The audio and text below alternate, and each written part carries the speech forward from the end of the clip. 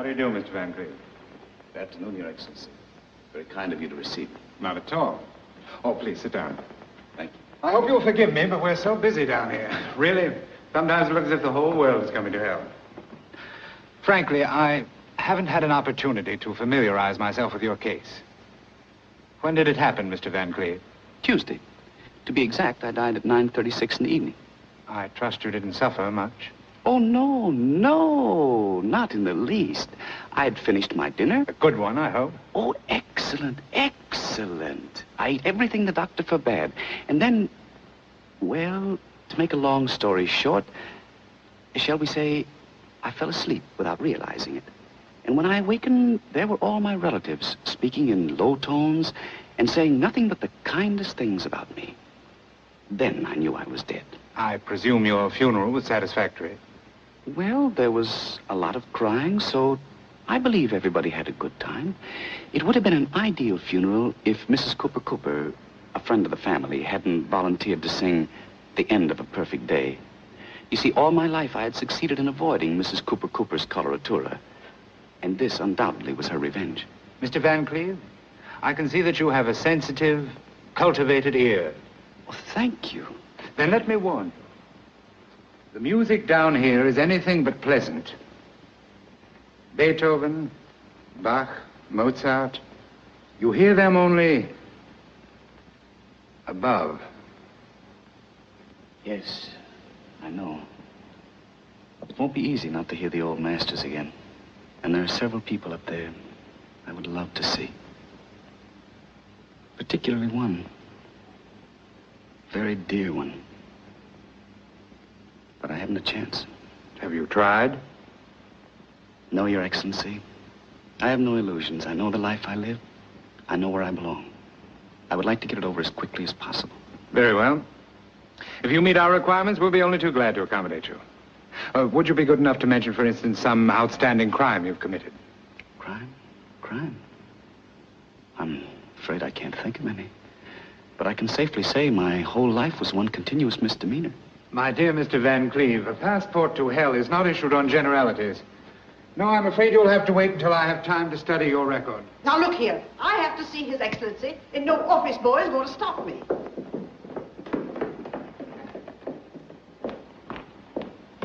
I beg your pardon, Your Excellency. Just a moment. I'm Edna Craig. Oh, yes, I have your record here. You'll be taken care of in just a moment. Really, I don't want to seem rude, but I don't think I belong here. In just Please a don't moment, misunderstand me. I think it's a charming place, isn't it?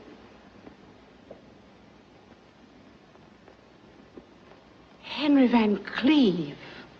You know Edna Craig? I'm sorry, madam. I seem to be at a loss. Oh, Henry, think back. Many years. The little brownstone house around the corner from the old Waldorf. Oh, Marmaduke Harrison's party. We were all dressed as children. And you came as little Lord Fauntleroy. And they wheeled you in a baby carriage. Little Constantinople. Oh, Henry. No girl in New York walked on two more beautiful legs than you.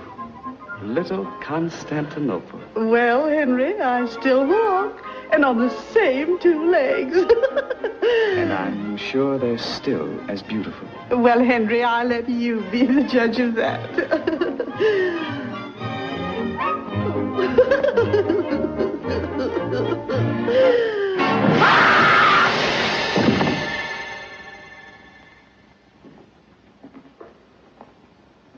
Those things are better left to memory. But I must admit you're beginning to interest me, Mr. Van Cleve. I think I can spare the time to listen to your story. Thank you, Your Excellency. Please sit down. Perhaps the best way to tell you the story of my life is to tell you about the women in my life. Well, let's start with the first woman. My mother. A lovely lady, but prejudiced. She thought I was wonderful. She was the first woman I ever fooled. Then there was my grandmother. She was just as prejudiced as my mother. Oh, he's a little darling. Let me hold him. No, please, Mother Van Cleve, let the baby rest. You're just jealous, Bertha. I can't stand this any longer. I'm going to speak to Randolph about this. Yes, Randolph. First you take my son away, and now you want to alienate my grandchild. My diapers needed changing, and already women were fighting for me. What a way to start a man on the road of life. I was not even 2, and I already got involved in a triangle. At home, in the presence of my family, I was the only man in my nurse's life. I was her honey bunch, her oogie woogie woo. But the minute we got to the park... Hello, Bedelia. Well, if it isn't Patrick himself. Shut up, you nasty little brat.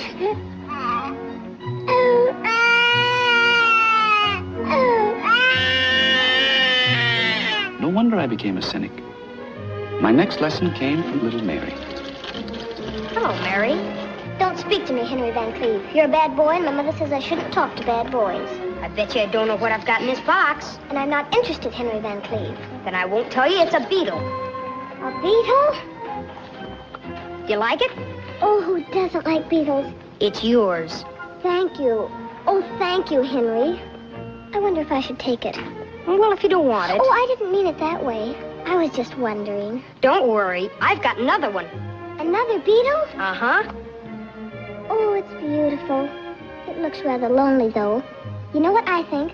I think it wants to be together with mine. You mean you want this one, too? Henry Van Cleve, do you think I'm the kind of girl that would take a boy's last beetle? Oh, that's all right. You can have it. Thank you, Henry. Now, if you want to, you can walk with me to the corner. From that moment on, one thing was clear to me. If you want to win a girl, you have to have lots of beetles.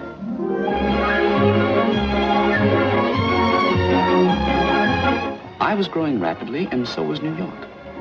Yes, New York was becoming cosmopolitan, and no household was considered fashionable without a French maid. So one day, a Fifth Avenue coach stopped in front of our house, and out of the coach and into my life came Mademoiselle.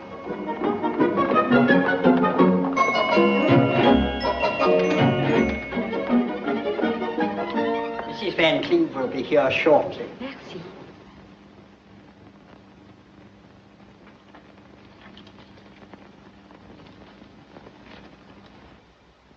That's Mr. Van Cleve. Oh, monsieur, charmant, charmant. This is Mr. Van Cleve's father. He lives here, too. Oh, grandpapa, sweet, very sweet. And who is this darling little boy? That's the young master. He's not so darling. Bad boy? Not good. Good morning. Bonjour, madame. How do you do, mademoiselle? Your name is, Yvette Blanchard. Yvette Blanchard. The agency tells me that you've just arrived from France and are seeking employment in this country. Oui, madame. You have references? Oui, madame. May I see them, please? Naturellement. Voilà. Thank you. Oh, they're in French. Oui, madame. But believe me, toutes les références excellentes. Here, my last employer, Baroness Lalotte, wishes me to be such grand success in America that I shall never have desire to return to France. Oh, the French have such a continental way of expressing their gratitude. And here, référence from the Duc de Polignac. He considers the 2 years I spent in his house the 2 most happy years of his life. Oh, it sounds just like a duke. What about your wages? Maybe in beginning, $20 a month would give satisfaction. $20 a month? You see, I've never gone higher than $14 a month for a personal maid. If I could only justify the difference. Let me see. Oh, Mother. Come here, dear. Mademoiselle, this is my little boy. Bonjour, mon petit. Hello. He studies French. Oh, mademoiselle, you must ask him something in French, but not too difficult. Oui. Avez-vous bien travaillé aujourd'hui, mon chéri? Huh? That's what I was afraid of. Now, be a nice boy and go. I have an idea that I want to discuss with mademoiselle.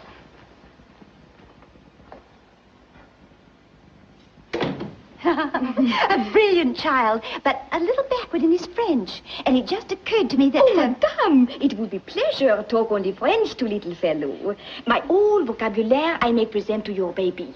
With me in house in 1 month, I assure madame will not recognize all sound. And only for $20. Of course, that's $6 more than I ever paid before. But let's try it. Merci, madame. Au revoir, madame. Goodbye, mademoiselle.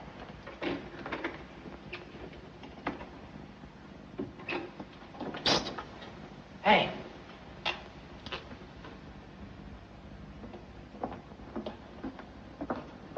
Oui? You're not going to work here, I'll see to that. What is the matter? Did I make little boy angry? Now, see here. That's the last time anybody's going to call me little boy. Oh, so sorry if I hurt feelings, but Mama... Yes, Mama. That's the trouble. Mama and Papa and Grandpapa and Grandmama. It's a conspiracy to keep me in short pants. They think they own me, body and soul. Ah, je comprends. My understanding for young man is perfect. Your soul is bigger than your pants. Oh, you need very warm friend with sympathy. Moi, I would be with.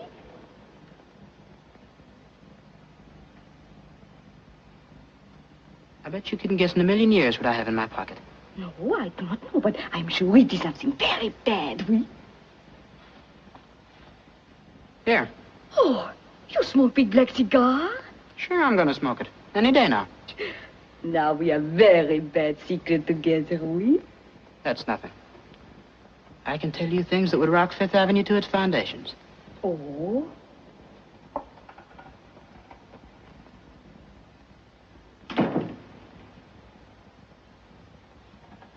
I'm going to get married. You married? I have to, darn it. Oh, this is much worse than cigar. When did disaster take place? Oh, it all happened pretty suddenly. There's a girl around the corner. Well, you know. But I do not know. Tell me. Well, we were walking in the park and it started to rain. Oui?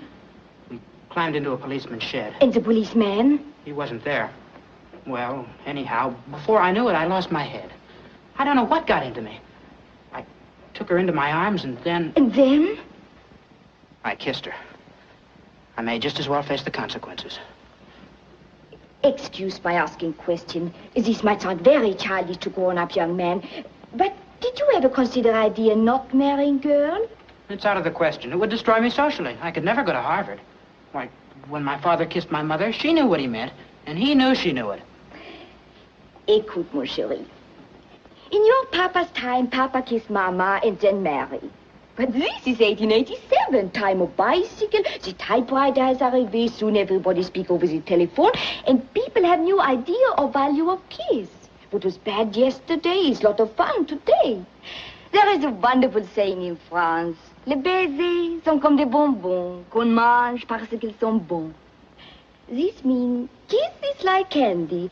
You eat candy only for the beautiful taste, and this is enough reason to eat candy. You mean I can kiss a girl once? 10 times, 20 times, and no obligation. Now listen, are you telling me the truth or just trying to keep your job? I swear by the extra $6 I get from Madame. Gosh, this is a wonderful age I'm living in. Oui, so you do not have to worry about the little girl. Oh, I've forgotten about her already. I guess I'm pretty blasé. Listen, Frenchie. What is it, my friend? If that's the way things are in 1887, what do you think's going to happen in 1888? Ah, we make that the subject of our first French lesson. Au revoir, monsieur.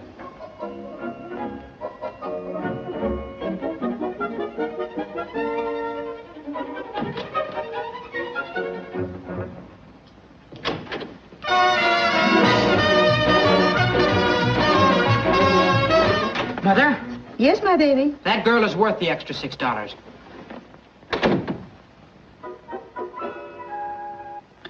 The pride of all the Van Cleves was my cousin Albert. He was the fulfillment of a parent's dream. Always the highest in his class. Never had he thrown a stone into a window, nor did he ever put a mouse in his teacher's bustle.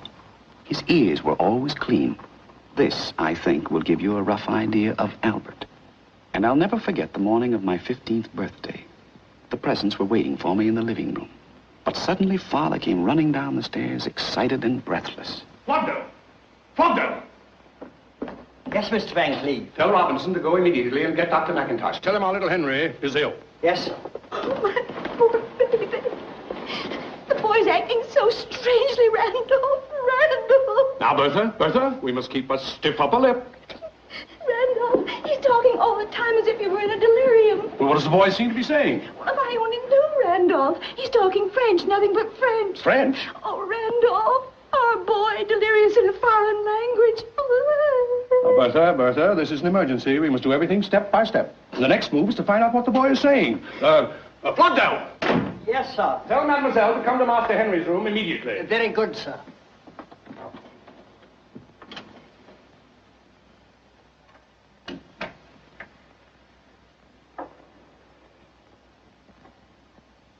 only Grandpa would let me rub just a bit of garlic on his little chest. Stay away from that boy with your garlic. The boy's sick enough. Randolph, did you hear that? Did you hear that, Grandpa? I'm not deaf. The child's poisoned. That's what it is. Oh, Randolph, what shall we do? What shall we do? Now, there's only one thing to do, Bertha. Keep a stiff upper lip. But that won't help that poor poisoned boy. If I had my way, I know what I'd do.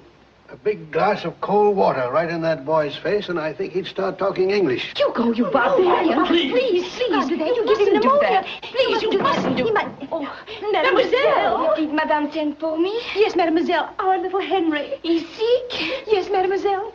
Oh, excuse, Madame, I'll be right back.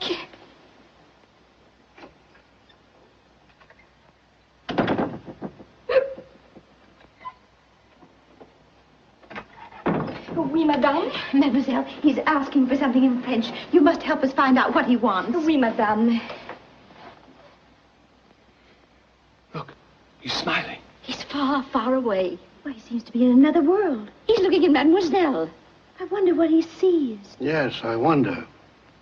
Oh, je suis si malade. Mon estomac me fait si mal. Is he clear? Does it make any sense?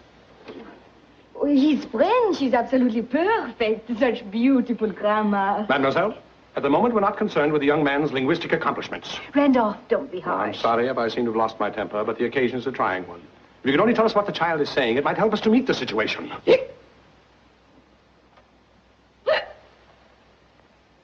Must be contagious disease. Son, step out with me a moment. Good morning. What's going on? Now, son, you still don't know what's the matter with that boy? Well, Father, I wouldn't presume to make a diagnosis. After all, I'm not a man of medicine. Randolph, how old are you? What an odd question, Father. I'm 43. Well, I think you are definitely old enough to be told the facts of life. What are you driving at, Father? Now, son, don't look at me with those big wandering eyes. It breaks my heart, but I'll have to shatter your childhood illusions. Randolph, my son, there is no Santa Claus. And that child of yours...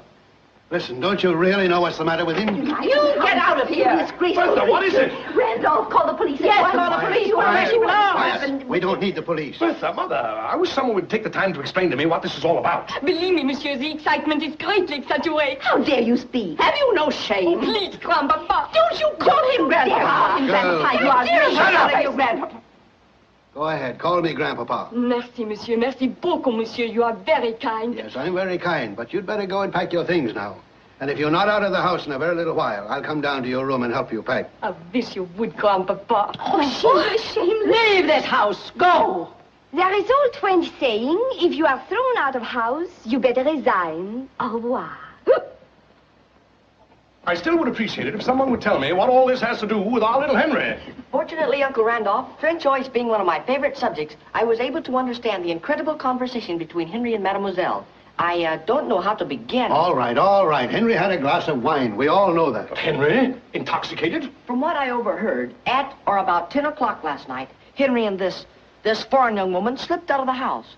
Before doing this, however, Henry wrongfully took possession of his father's dress clothes, including $20, which Uncle Randolph was negligent enough to leave in his pocket. Imagine they went to Delmonico's. Did they have a good time? They drank champagne. Our little baby drank champagne. Well, thank you, Albert. But that's not all, Grandfather. It seems, from what I could gather, that Mrs. Asterbrook of the Asterbrooks, who was sitting at an adjoining table, resented bitterly the idea of Henry dropping a nickel into her décolletage and complaining to the management because no chocolate bar dropped out of Mrs. Asterbrook. Mrs. Asterbrook, how can I ever face her? What a disgrace. I'm going to teach that boy a lesson. Yes, that's what he deserves, throwing nickels around like that.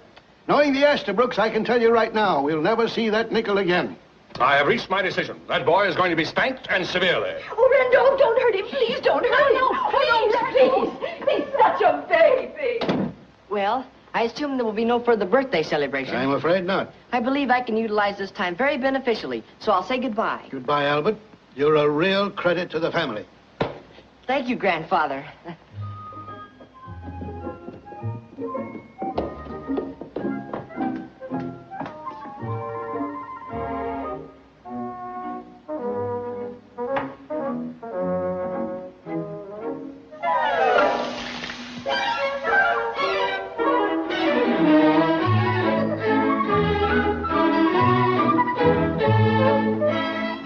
was a Sunday morning, the day of my 26th birthday.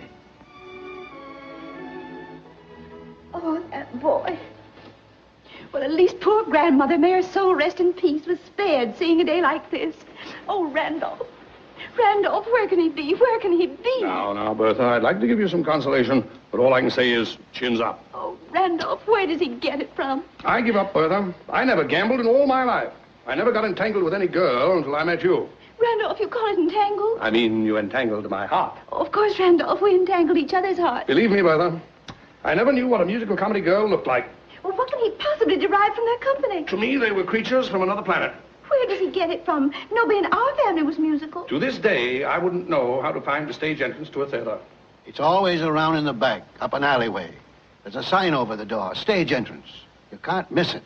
I'm not interested, Father. I never was. Well, where does the boy get it from? Where does he get it from? Father built up the Van Cleve Importing Company from nothing. When he stopped, I carried on. Dad, you must admit, from the day I left Harvard, I earned every dollar I ever spent. Then why do you give him money without making him work for it? Well, I have to save the family name. What about you handing him hundreds of dollars? If I'd come to you for money, would you have given it to me? No. Would you give it to him? Why? Why? Because I like him. Does it mean by any chance, Father, that you don't like me? Son, I love you. Now shut up and leave me alone. Good morning. Good morning, Aunt Bertha. Good morning, Albert. Good morning, Grandfather. Good morning, Albert. Good morning, Uncle Randolph. Good morning, Albert. I just came in to bring a little birthday remembrance for Henry. Anything wrong? Isn't he home? 11 o'clock Sunday morning. If I know my cousin Henry, he's probably still in church. I mean that humorously. Albert, I'm struggling successfully against the gout. I'm waging a terrific battle with my liver, and I'm holding my own against asthma. But I doubt if I have strength enough to survive your jokes. You're a successful lawyer. Let it go at that. I love you, Albert. It was sweet of you to drop in, Albert. I hope you'll be here tonight. Thank you. I hope so, too. Otherwise, I'd be in the most embarrassing position as far as my future in-laws are concerned. Oh, we're so eager to meet your fiancée. How does she like New York? Yes, is she enjoying herself? Well, she's only been here 2 days, so naturally the impression is overwhelming. I took her to the aquarium, we rode up and down the elevator in the Flatiron Building, and naturally we ended up in Grant's tomb. Naturally. And her parents? Oh, yes. How does the big Kansas City butcher like New York? Now, Father, please. I assume that you're referring to my future father-in-law, who happens to be one of the great meat packers of our time. Yes, Father Van Cleve. Don't you realize that every piece of beef we eat comes from one of Mr. Strabel's many, many plants? Does that include the steak I fought 10 rounds with last night? Grandfather, you don't seem to have any idea of the importance of Mr. Strabel. He created the most famous character in American advertising, Mabel the cow. You've seen her, Father, on billboards. That big happy cow, smiling at you over the fence and saying in big letters, how does it go? To the world, my name is Mabel, which you'll find on every label. I am packed by E.F. Strabel for the pleasure of your table. No cow in its right mind could have said anything like that. Sounds more like Mr. Strabel. Grandfather, please, I beg of you. The family understands your humor, but it's a typical kind of New York humor. In other words, it's not for yokels, huh? I beg your pardon, sir. Mr. Henry just came home. He went directly upstairs.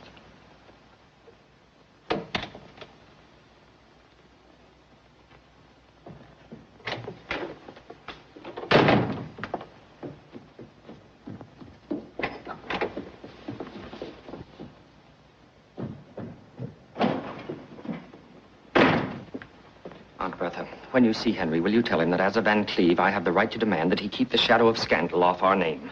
You see, my future in-laws are, so to speak, pioneer people, and... Packed by E.F. Strabel for the pleasure of our table. Holy smoke! Goodbye, Aunt Bertha. Goodbye, Albert.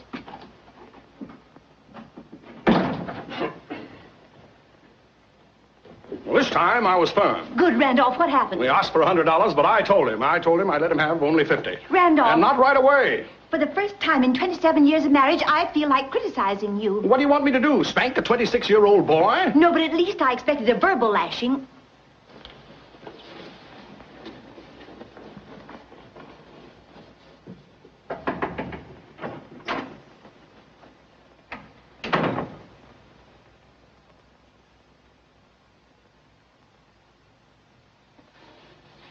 Are you all right, my boy?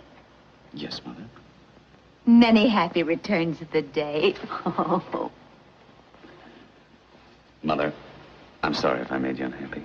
Oh, Grandfather and Father and I are worried to death about you. You don't give your family a single thought. All you think about is having what you call a good time. Mother, I went out last night to raise Cain. Son, you mustn't talk like that. Don't worry, I didn't. I couldn't. I couldn't get her out of my mind. Son, you worry me. Are you well? Mother, when you saw Father for the first time, did you feel that unmistakable something? Did you feel an electric spark from your head right down to your toes that swept over you like a hurricane that threw you to the ground? But you bounced up again and you floated right over the treetops? Spark, hurricane. Heaven forbid. I never had such a feeling. Henry, where do you get it from? Not from me. And certainly your father never had any spark. Mother, all I'm trying to say is I met a girl yesterday. Oh, I hope she comes from a good family. I don't know. And frankly, I don't care. Mother, when one sees a lovely rose... One could be certain she comes from a fine rose bush. Mother, even if this girl's father turned out to be something of a buttercup, I wouldn't care. What's her name? Where does she live? I wish I knew. She isn't one of those musical comedy girls. Oh, no, Mother. It's an entirely different kind of music. It's not the hoochie-coochie. It's not the can-can. It's like a waltz by Strauss. Like a minuet by Mozart. Henry, where do you get it from? From you, Mother. Now you must be just. When I was a little boy, you wanted me to believe in fairy tales. And now that one has really happened, you remember that story about the young man, I think he was a shepherd, who was walking in the woods? Oh, you've been in the country. No, Mother. It happened right on Broadway. Suddenly, the young man saw a big castle, and leaning out of the window was the most beautiful princess. Nothing could stop him. He climbed up the parapet of the castle. Henry, you haven't broken into the Waldorf again. Mother, darling, let's forget the fairy tale. Well, it's about time you grew up. I came here to scold you, and I'm going to do it. Now, look at your cousin Albert. Not much older than you are, and already a corporation lawyer, engaged to a lovely girl of a well-known family. Henry, now this may sound severe, but you've got to pull yourself together and settle down. Mother, I don't think I'll ever find this girl, but if I did, then all your troubles would be over. If she didn't want me to gamble, I wouldn't look at another card. I'd stay home every night. Mother, I might even go to work. Henry, that's wonderful. I don't know about the girl, but the fact that you have the desire to settle down makes me so happy. For the first time, you're beginning to sound like your father. Mother, I don't know where this girl is, so don't expect too much. Oh, now listen to your mother. Don't worry about that girl. Another girl will come along. I'll look for one myself. How's that? Fine, Mother. And when I find a girl for you, she'll be Miss Wright. And do you know where we'll find her? In the home of Mr. and Mrs. Wright. Oh, Henry, you're making me so happy. Mother, I was riding around for hours and hours trying to forget this girl. Oh, child, don't worry. Well, it was very expensive. The cab is still waiting out in front. And the driver was so nice to me that I promised him... I know. Your heart's always bigger than your father's pocketbook. Look under your pillow. I put something there last night.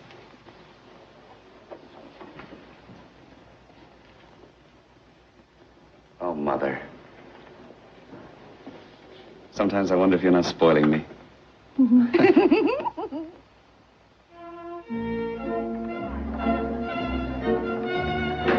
Idiot? Well, thank you. This is a great occasion. You must be proud of your Albert.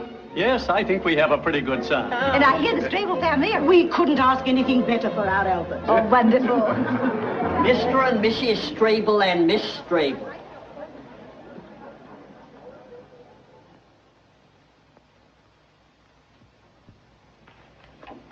Good evening, Grandfather, Aunt Bertha, Uncle Randolph, dear, dear family.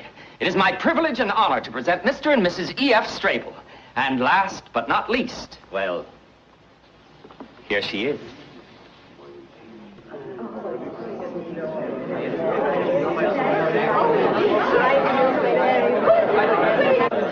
How do you do, madam? How do you do? I can't tell you how much I've been looking forward to the pleasure of meeting you. All my life, I wanted to see the wide open spaces. Well, if Muhammad can't go to the mountain must come to Muhammad. You're welcome, Mrs. Strable. Yes, we're pretty proud of Kansas. Naturally. And you, Mr. Strable, welcome to our family. Mr. Van Cleve, we people from the West don't talk much, but when we say something, we mean it. Thank you. Thank you for giving me the chance to meet the man who feeds the nation. I hope this will be the beginning of a lifelong friendship. May you lie as solidly anchored in our hearts as you do in our stomachs. And, Grandfather, This is Martha. So this is Martha, huh?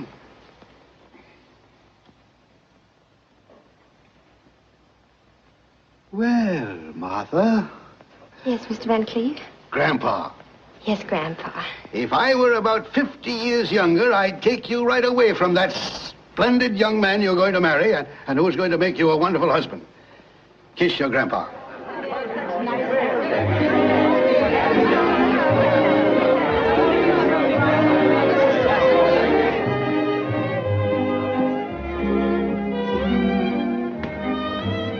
Well, I see the mob is assembled. Yes, sir. Flockdale, is that? That's Mr. Strable. And that spreading chestnut tree under which Grandfather is standing? That's Mrs. Strable. And where's the lucky girl? Standing beside your Aunt Minetta with her back to us. She's just turning round.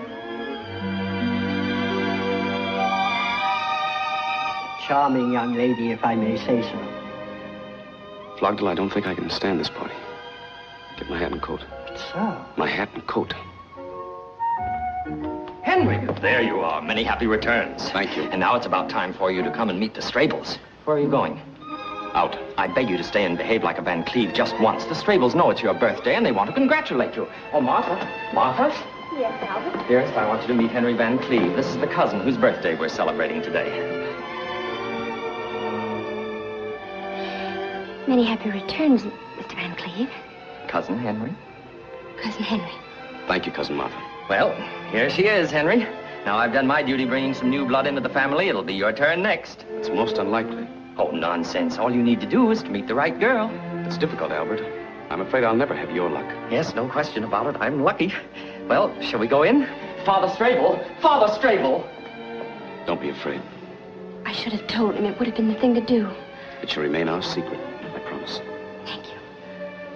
Yes, we had a secret. The most innocent secret I ever had.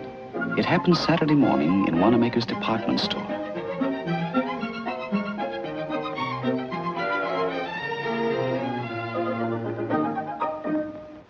Hello, Mother.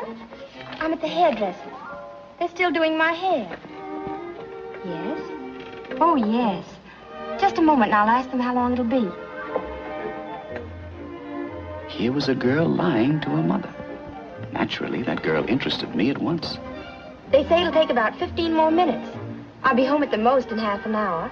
Don't worry, Mother. Goodbye. Why was this angel lying to her mother? I had to find out, so I followed her. But even if she hadn't lied to her mother, I would have followed her anyway.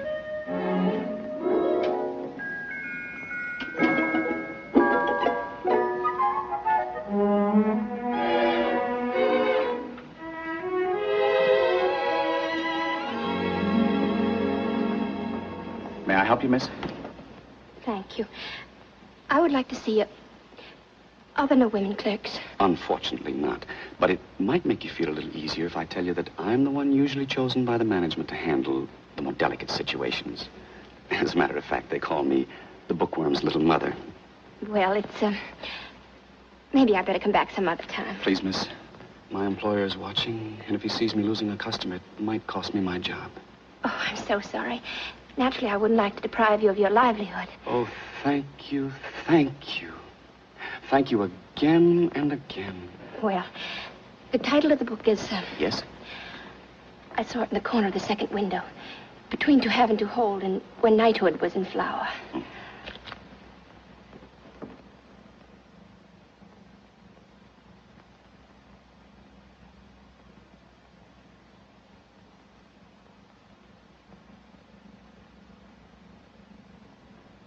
There you are. I probably should apologize. I imagine I should have called you madam. No, it's still Miss. But not for long, I presume. That's quite right. How much is the book? Oh, we would be only too glad to charge it if you would be kind enough to give me your name and address. Thank you, but I'd rather pay. How much? It's very expensive. Oh, that's all right. Now, this is against the interests of Mr. Brentano. But since I am, so to speak, your literary confessor, I must be honest with you. Don't buy this book. You don't need it. I'll tell you something much more appropriate for you. Leave your nest and fly away with me. Well, I might buy that book, too. Well, we don't have it in stock right now. But I'd love to discuss the idea with you. And if you like it... I'm afraid I haven't much time. So please, will you tell me how much is How to Make Your Husband Happy? Look at her. Dr. Blossom Franklin. Now, where could a woman like that have found out how to make her husband happy? You certainly don't want to learn anything from her. You're so charming, so young, and so beautiful. I beg your pardon. You shouldn't say such things. You see, miss, when selling literature, one gets poetic. And you must forgive me if I take poetic license once in a while. I'd rather not discuss it any further, and if you don't mind, I'd like to buy this book. I do mind. Now, imagine I'm the man you're going to marry. I couldn't imagine any such thing. Well, what's the matter with me? You think I'm that terrible? Please, I just came in here to buy a book, that's all. I understand. But for the sake of discussion, let's say we are getting married. Believe me, I don't want anybody to tell you how to make me happy. The greatest gift you could bring me is to be just as you are. Adorable. All I want is a book. Stubborn, eh? What? Pardon my poetic license. If you don't change your attitude, I shall have to complain to your employer. I'm not employed here. I'm not a book salesman. I took one look at you and followed you into the store. If you'd walked into a restaurant, I would have become a waiter. If you'd walked into a burning building, I would have become a fireman. If you'd walked into an elevator, I would have stopped between two floors and we'd have spent the rest of our lives there.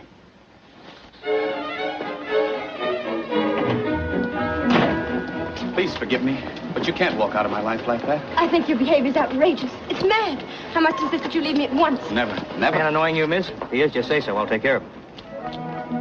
Am I annoying you? Tell the officer. No, the gentleman was just saying goodbye. Well, goodbye. Goodbye. This was our terrible secret.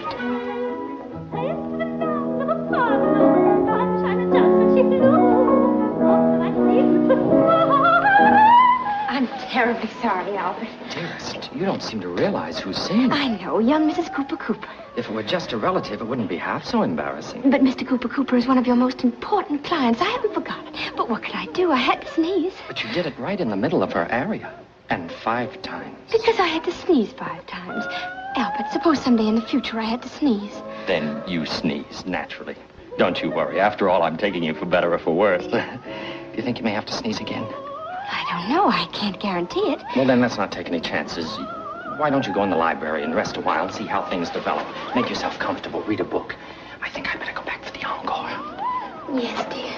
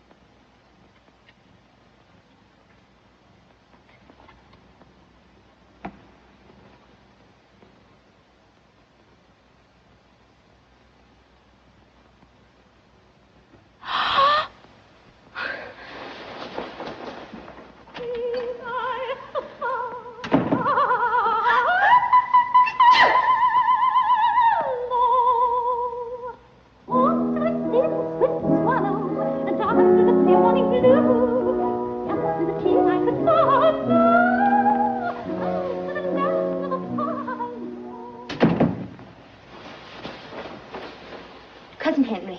Yes, Cousin Martha. You must never do anything like that again. Is that what you came back here to tell me? I think it's outrageous. I hardly know you. Why, even Albert, my own fiancé, never dared to... Kiss you?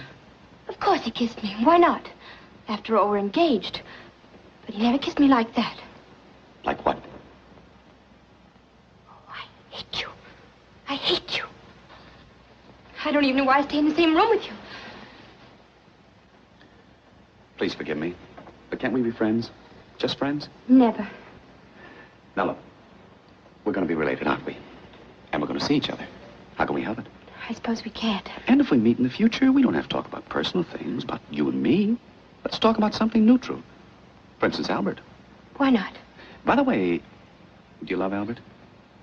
I'm marrying him, am I not? Are you? Yes, I am. No, you're not. You can't. You haven't got the book. What book? How to Make Your Husband Happy. Well, it might interest you to know that I went back and bought it. Does it tell you how to make a man happy whom you don't love? Now, look here, Cousin Henry. Albert's a fine man. Yes, he is. He's good, and he has integrity. And he's full of high ideals. Do you love him? Well, I'm going to make him a very fine wife. At least I'm going to try my best.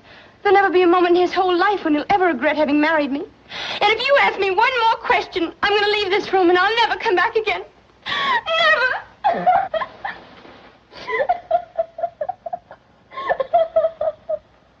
I still can't understand it. An angel like you and Albert, it doesn't make sense. Why do you want to marry him? Well, you see, I always wanted to live in New York. I don't want to say anything against Kansas, but the life on my father's estate. Don't misunderstand me. We have all the modern conveniences and luxuries, but... Oh, and you don't know Father and Mother. Well, I've only just met them. Don't you think they're sweet? Well, yes, very sweet. Yes, they are. But it's not very easy to live with them. You see, most of the time they don't talk to one another. And whenever a young man, and there were some very nice ones, Oh, I'm sure of it. if one of them asked for my hand and my mother said yes, my father said no. And when my father said yes, my mother said no. But Albert came at one of those rare moments when they were both on speaking terms. And if I hadn't said yes, who knows when my parents might have been talking to each other again. I might have spent the rest of my life in Kansas. Don't misunderstand me. I love Kansas. It's just that I don't feel like living there. Besides that, I didn't want to be an old maid. Not in Kansas! Well, you're going to live right here in New York, and you don't have to marry Albert. I don't know what you're talking about. Yes, you do. You're going to get married, but not to Albert. And yet you won't even have to change the initials on your linen. You're going to marry me. Oh, we can't do that. How can I marry you? I'm not even engaged to you. Martha, do you love me? Why, I hardly know you. You don't need to know anything when you love. Love needs no introduction. You love or you don't love. You're mad. You don't know what you're saying. You must be out of your mind. Do you love me or don't you? Trying to take away the fiancé of your own cousin, causing a family scandal. Do you love me? Yes. Oh. Oh, why did you ever come into my life? To make you happy. To hold you in my arms forever. I'll never be able to look my father in the face. I'll never be able to go back to Kansas again. Isn't that wonderful? Oh, I wish I were dead. Look, let's get away. Let's get married immediately, right away, tonight. You mean elope? That's what I mean. But where would we go? Oh, I never did such a thing before. I feel so helpless. I haven't got a thing with me. Oh, I wish I were dead. When Romeo and Juliet ran away from home, they didn't stop to say goodbye. When Leander swam the Hellespont to his beloved, he didn't bother to take a suitcase along. When Tristan falls in love with Isolde, they have to sing for 3.5 hours, and all I'm asking you to do is to hop into a cab and drive to the first justice of the peace. What are we waiting for?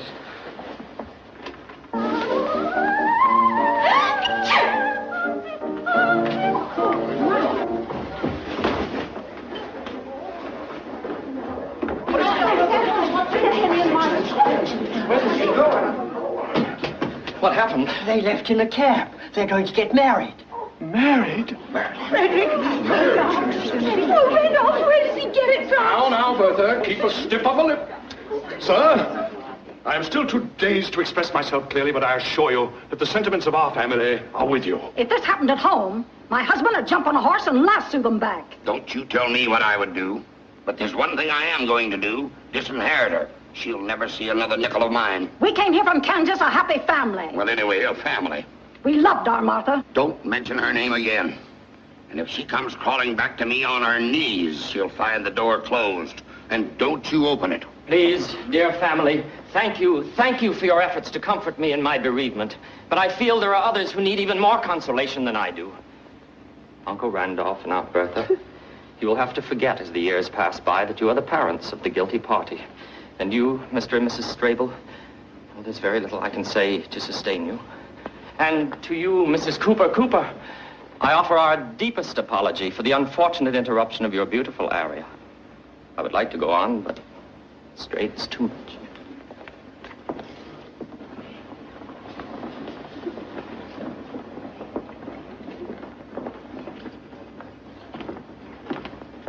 Pronto. Do you know where they were going? No, sir. Pronto, we've been together for 30 years. You've never lied to me. Now tell me, do you know where they were going? Yes, sir. Get your hat and coat. Very well, sir. Get a cab and tell the driver to go like lightning. Very well, sir. Flogsville, I think they should have a honeymoon, don't you? I think so, sir. Hurry. She was packed by E.F. Strable to be served at Albert's table. But that Henry changed the label. That's poetry. In the next 10 years, old houses were torn down. New houses rose taller and taller. New York was changing all over. But our marriage had lasted just like our two-story gray stone house.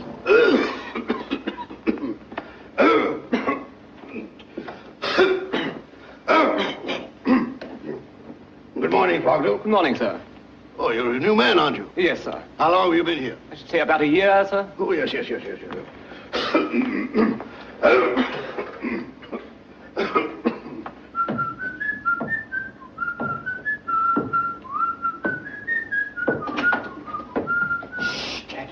morning, Daddy. You know very well you're not supposed to bounce that ball until your mother is up. I'm sorry, Daddy. Now, I've told you this many times. And I'm always sorry, Daddy. Daddy, I'll bet you'd like to know what I'm going to give you for your birthday. Yeah, I'm dying to know. It's something to wear. Oh, let's see now.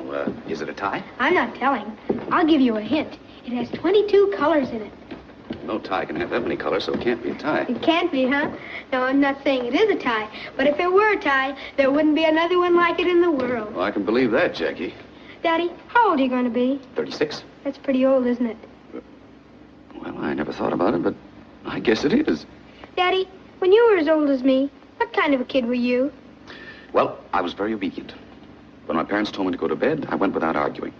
I did my schoolwork, brushed my teeth every morning. Gee, Daddy, I guess you were a wonderful boy. Well, I suppose I was. And old Grandpa must be a terrible liar. Well, goodbye, Daddy.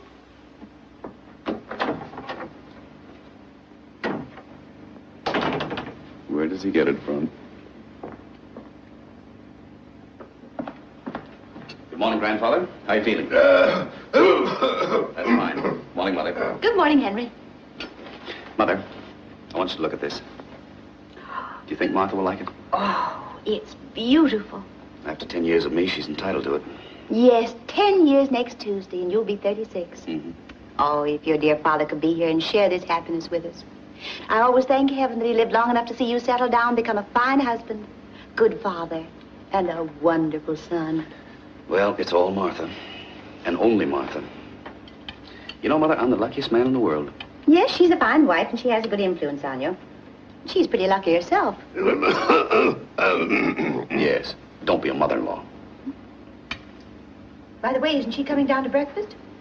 I didn't go into her room. The opera lasted until after midnight, so she's probably tired.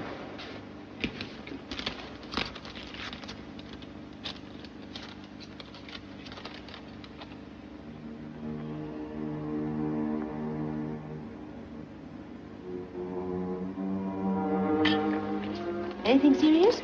No, nothing. Excuse me. I'll be right back.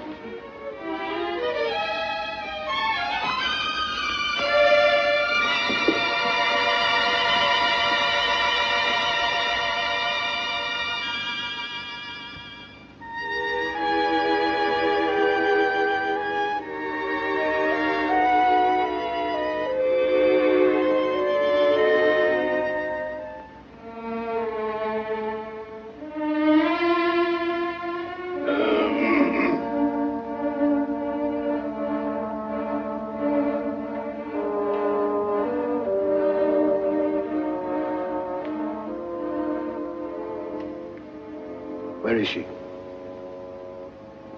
Let me see that telegram. It's just something personal. It has nothing to do... So, you don't trust me anymore, hmm? I'm getting too old.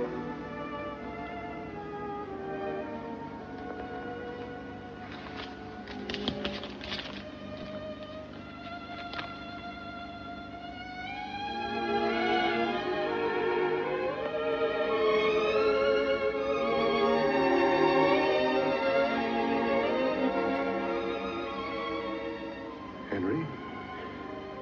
You mean we've lost Martha? It's impossible. It's incredible. It just doesn't make sense. Martha leaving me. What'd you do? What happened? I don't know how I can go on living without her. Grandpa, I love Martha. I love her more than anything in the world. I didn't ask you that. I asked you what happened. I don't know. I always thought she was very happy with me. I don't know what she's heard. You know how people talk about anybody. No man is perfect. But running away like this, Believe me, I can't see any reason for it. If a woman like Martha runs away from her husband, there must be a reason.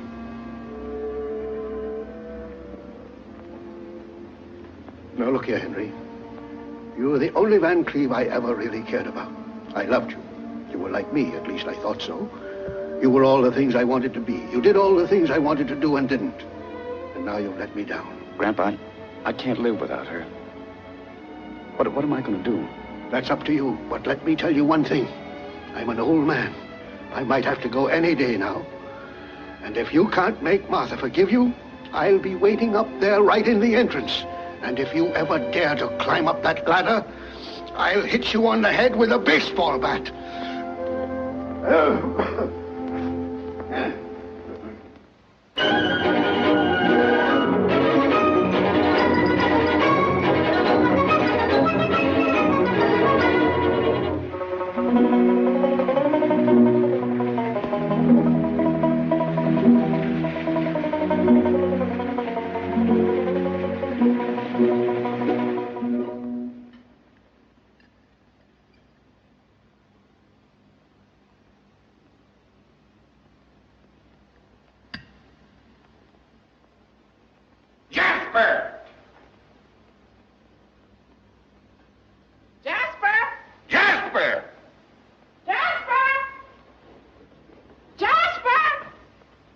Yes, sir? Where are the funny papers? Boss, when you see he was... Get them and get them right now. Yes, sir. Good morning, Mrs. Stable. Good morning, Jasper. It's terrible bad weather we're having today. You know, when I see it pouring like this, I often wonder where does it all come from. You tell Mr. Strable he'll get the funny papers when I'm through. And not 1 second sooner. Yes, ma'am, I certainly will. Excuse me, ma'am. Boss? I just had a very fine conversation with the missus. And she says if you just be good enough now to give the matter a little patience, as soon as she finishes the cats and jammer kids, I think I came down especially early this morning to find out if the captain got out of the barrel. This goes on every Sunday, and I'm not going to stand it anymore. Jasper! Excuse me, Mr. Strable. Yes, sir? You can tell Mr. Strable the captain got out of the barrel. Boss! Boss! Got good news for you. The captain is out. Ain't that fine? Now you can have a few more cakes. No, just a couple. I can't see how he could get out of that barrel. Why, that barrel had wooden slats nailed down on the top and the bottom, and there were steel bands all around it, and they left it in the middle of the desert. Now, how could he ever get out of it? You eat your cakes while they're nice and hot. In the meantime, I'll see what I can find out.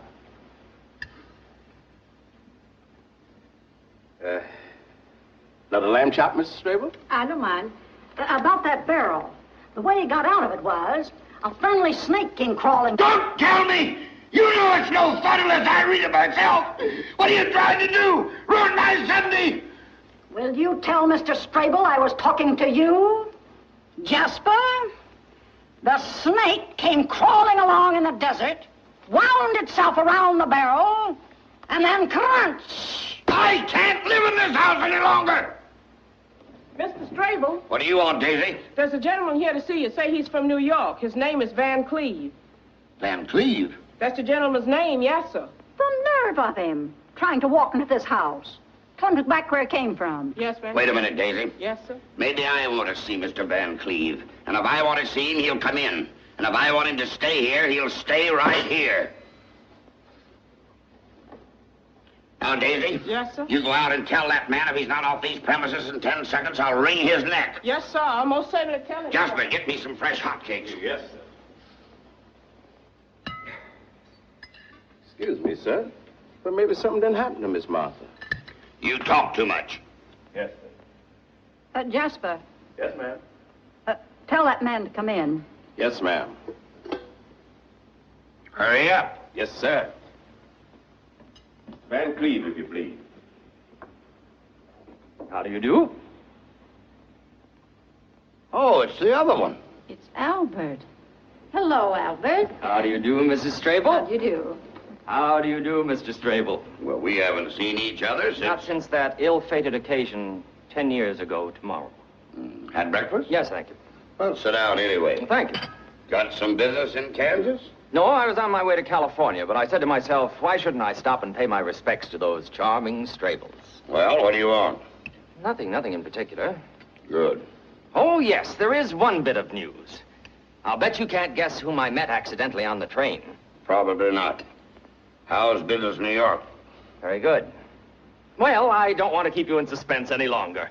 I met your own daughter, Martha. Don't mention her name in this house. We don't hear anything more about her.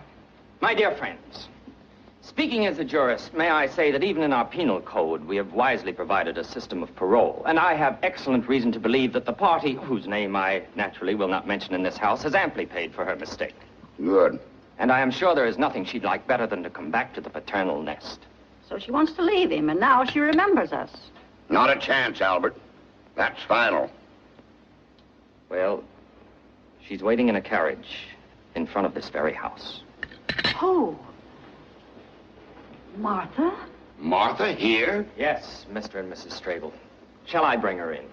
But I don't know what Mrs. Strable thinks. Well, And I don't care. I don't care what you think. She might just as well come in and stay till after the rain's over. All right.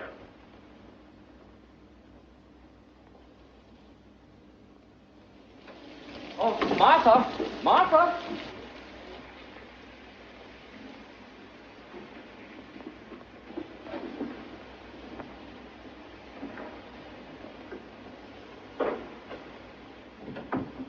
Hello.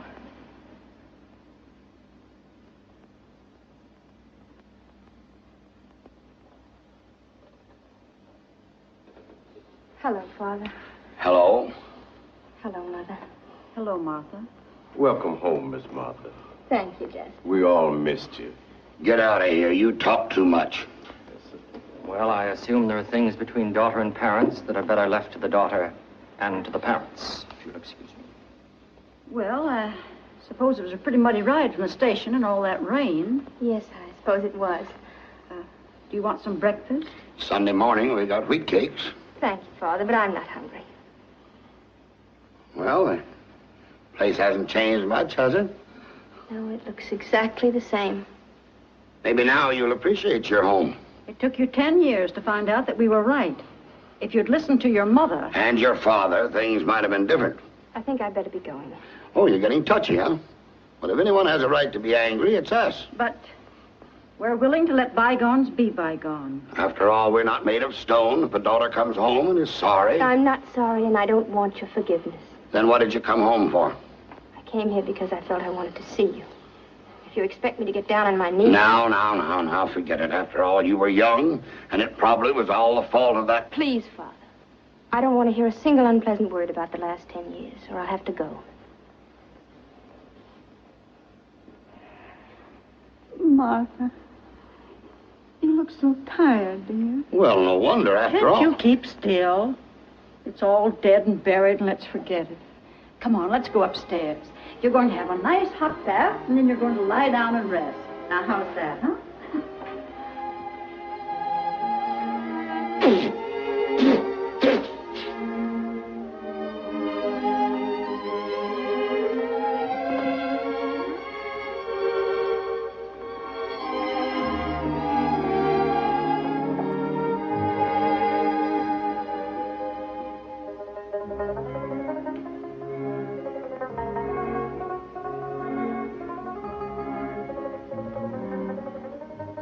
So he really got out of that barrel. Well, what do you think of that?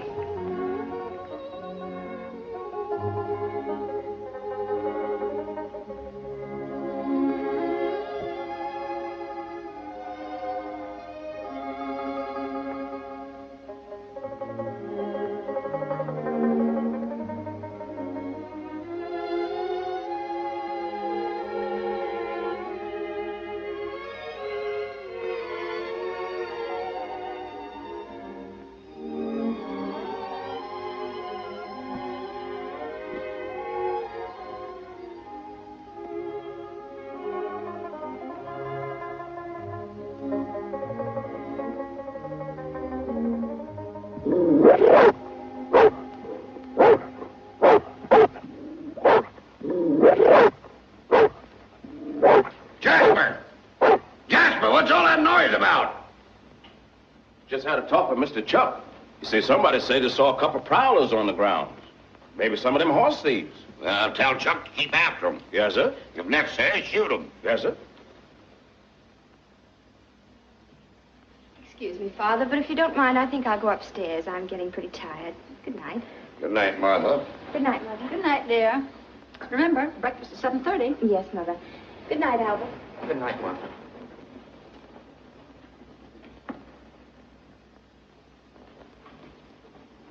Martha.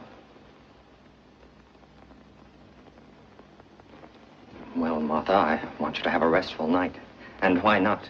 Your troubles are actually over. I suppose you're right. I know I am. You paid for your mistakes and paid dearly. Now, Albert, I don't want anybody to get the impression that I've been the victim of 10 years of misery. Nothing of the kind. On the contrary, I can say there were moments in my marriage which few women have been lucky enough to have experienced. There were times when you were lifted way up to the sky. Yes, way up. Only to be dropped way down afterward. That's not the purpose of marriage. Marriage isn't a series of thrills. Marriage is a peaceful, well-balanced adjustment of two right-thinking people. I'm afraid that's only too true. Well, good night, Albert. Martha, there's one other thought I want you to sleep with. My feelings for you have remained unchanged. That's very kind of you, Albert, and I'm touched. Naturally, I'm not the flashy type like some people. I'd say I was rather on the conservative side. If I were, for instance, a suit of clothes, you wouldn't call me a stylish cut, and I prefer it that way. But I can safely say I'm made of solid material. I'm sewed together carefully, and my lining is good, Martha. Frankly, I believe I wear well. I'm not too hot in the summer, and I give protection in the winter. Need I say more? No, Albert. You've given a complete and accurate description of yourself. Good night. Thank you, Martha.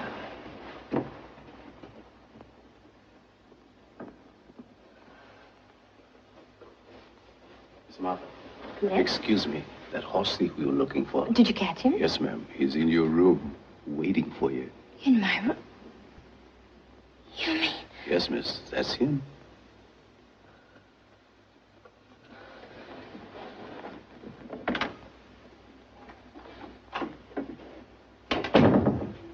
Martha, darling, sweetheart. How could you do a thing like this to me? Don't you realize what I went through? Oh, Henry. Running away like that without a word. Can't you imagine how I suffered? How could you do this to me? Oh, Martha, Martha. Henry, it won't work anymore. What's Albert doing here? I met him by accident on the train. He was very nice to me and... You expect me to believe that? Here I am looking all over the world for my wife, going insane with despair. And where do I find her? 2,000 miles away in a lonely country place with another man. I don't see how I can stand anymore. Henry, it won't work. Very well. If it comes to the point where a woman doubts her husband's sincerity, there's nothing more to do. Everything is over. Goodbye, Martha. Goodbye, Henry.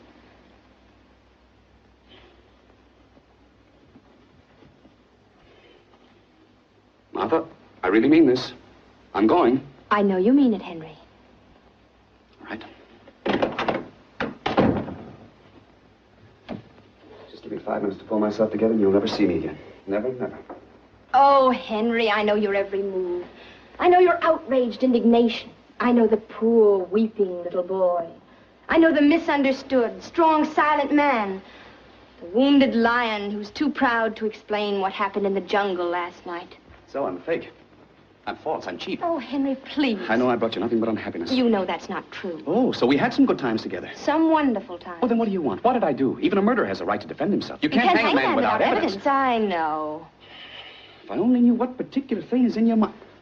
Have you seen that Minetta recently? Yes, of course I've... Oh, well, now everything is clear. This is something I didn't even want to mention to you. It's so unimportant. When she saw me, yes, I was at the plaza having tea, and at the table with me was a very handsome young woman, but believe me, there was nothing to it. I would have come to and explained to you myself. But you didn't want to make me uncomfortable, even for 1 second. Yeah, that's right, darling. That's exactly right.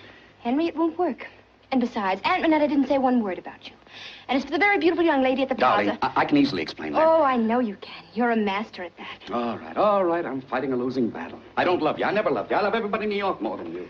There you go again.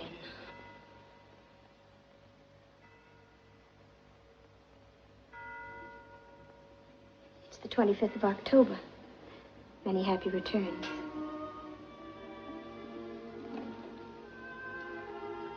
Thank you, Martha.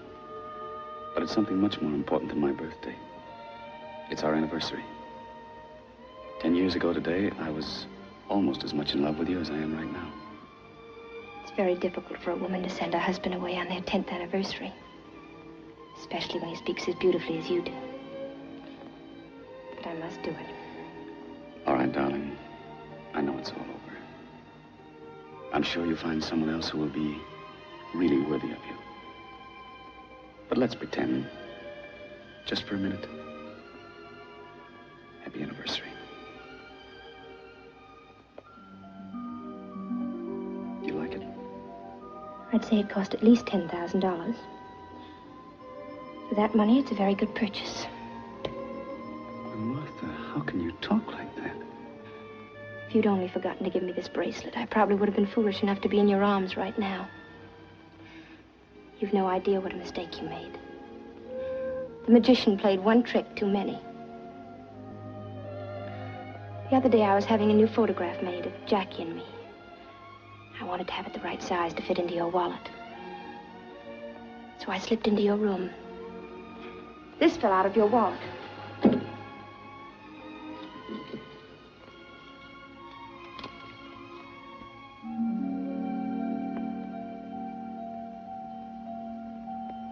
And I don't ever remember having received any bracelet from you on or about May 2nd. Oh, so that's what it's all about.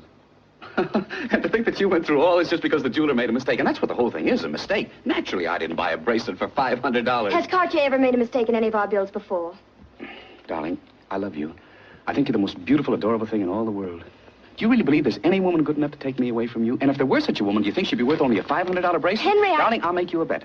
If Cartier doesn't admit that this whole thing is a terrible mistake... Then you won't buy there anymore. Henry, it won't work. Grandpa! Martha, my darling. Well, come on, let's get started. Let's pack. Grandpa, what do you mean? Well, naturally, you're going back with us to New York. Well, what are you staying there for? You're making a pretty bad job of it. Come on, sweep her off her feet or we'll miss the next train. If I can't make her happy, then I don't want her to come back. Yeah, that's better. No, I mean this seriously. Well, that's why it's good. Look, Martha, let's face it. You want a divorce. I see no other way. What about Jackie? Naturally, I want him. I think you're right. I think you should get away from me. Oh, I didn't mean it that way. But I did. I adore the boy, and therefore I think he shouldn't be with me. Well, I don't think a child should be deprived of his father. Do you want him to grow up to be another Henry Van Cleve? And on his 36th birthday, make his wife as unhappy as I've made you? Are the rest of your things in the closet, Martha? Yes. For instance, do you know what our little Jackie did the other day? What? He bought some ice cream for a little girl. Well, what's wrong about that? I think it's charming. But the girl he bought the ice cream for was not the girl he should have bought it for. It wasn't? No. The little devil. And when the one little girl found out that the other girl... Well, that boy got himself into such a mess. Oh, if I only could have been there. You should have seen our little Jackie trying to get himself out of that situation. Did he?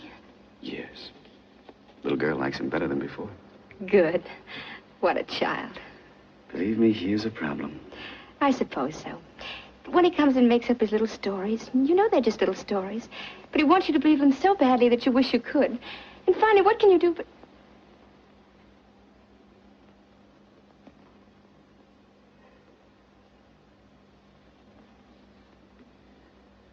Happy anniversary. I'm still too confused. I've got to collect myself. Give her time to make up her mind, Grandpa. She could do that on the train. But what am I going to say to my parents? Send them a telegram. You mean sneak out of the house in the middle of the night? Exactly. Like burglars? Like thieves. We did it once before. Why shouldn't we do it again? How many people are lucky enough to have the thrill of eloping twice in one marriage? That's it. And how many women love their husbands enough to forgive them and take them back and start all over again? Good. And how many men love their wives enough to lie and say they're guilty when they've really done nothing wrong? Careful, Henry, careful. Well, at least nothing that amounts to very much. I wouldn't go any further into that. Oh, come, we'd better get started. I'll see if the coast is clear.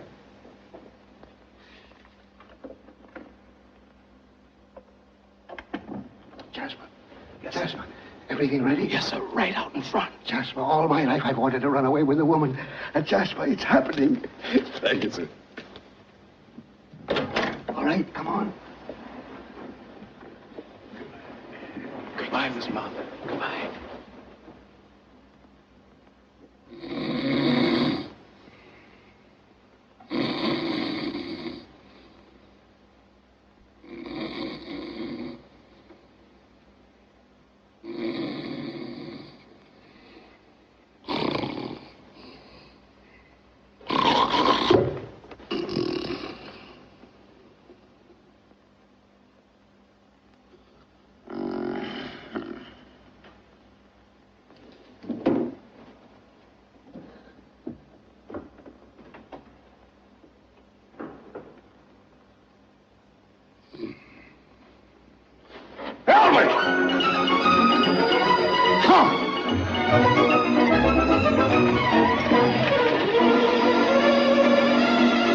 And so farewell, dear E.F. Strable.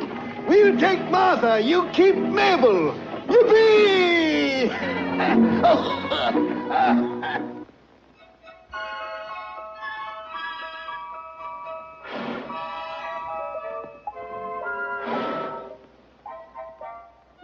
Then one birthday began following another. Faster and faster. Each year there were more and more candles and less.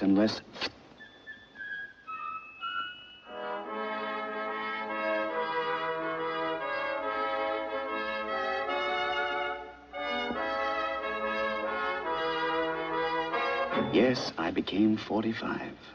Then came 46, 47. And I stopped counting. On one of these birthdays, Martha and I, just the two of us, went to the Follies. I'm the sheep of Araby. Yes, indeed, he's the sheep of Araby. Your love belongs to me. We're in love, as you can see. At night when you're asleep. Late at night when the moon is shining bright. Into your tent I'll creep. I'll be creeping when we're asleep. The stars that shine above. Way up high in the sky up above. Will light our way to love. We'll light our way to love. You'll rule this land with me. How happy we will always be. The sheep of Araby. Suddenly, I noticed a very attractive girl coming down the staircase. To me, she was just another attractive girl, but I must admit, attractive. Anyway, a few weeks later, I happened to find out that her name was Peggy Nash, and I happened to hear things about her which made me very eager to meet Miss Nash.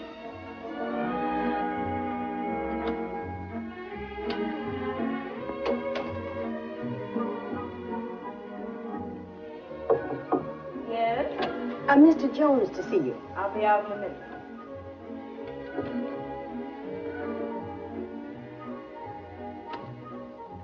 Will you come in, please, Mr. Jones? Thank you. Miss Nash will be with you in just a minute. Thank you.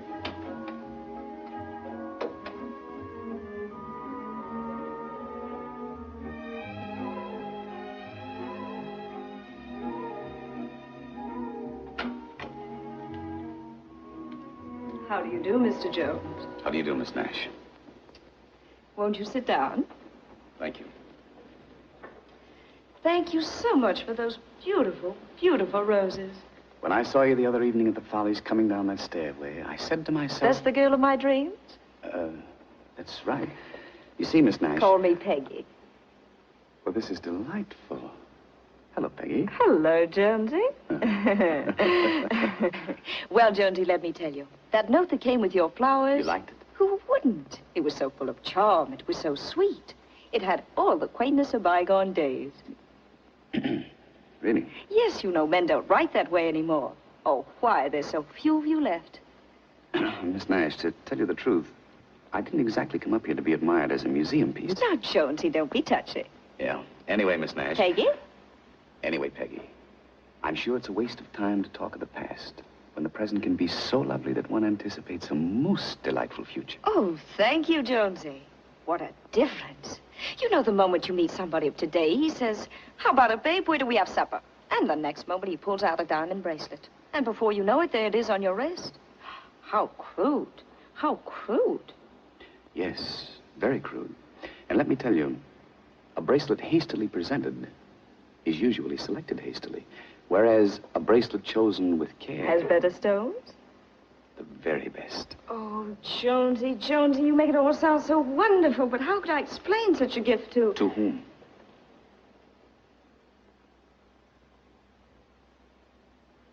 Oh, friend of yours? Very much so. Serious? I'm afraid it is. Is there anything I could do to make you forget this young man? Jonesy, you're asking a lot. Just look at him. He seems very young. Not too young. Would it be indiscreet of me to ask who this young man is? Come on, Mr. Van Cleve. Don't you know your own son? No, I didn't fall into your trap. You know, Mr. Van Cleve, girls are awfully smart these days. It must be rather sad for the great cavalier of the gay 90s to find his technique is getting rusted. Yes, I've heard all about the daring Henry. I understand in my mother's day you were, and I'm sure you had a very dashing figure. And now you're a kind of, retired Casanova. You know, it's always the same with men when they retire. Some grow flowers and, some grow a tummy.